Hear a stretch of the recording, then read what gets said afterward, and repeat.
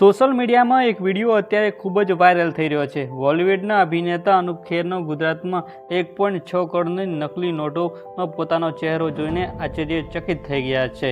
અમદાવાદ પોલીસના નકલી નોટો જપ્ત કરી હતી, જે સોશિયલ મીડિયામાં તેમનો વિડીયો વાયરલ કર્યો હતો। આ નોટોમાં ગાંધીજીના ફોટોની જગ્યાએ અનુપ ખેરનો ચહેરો જોવા મળી રહ્યો છે।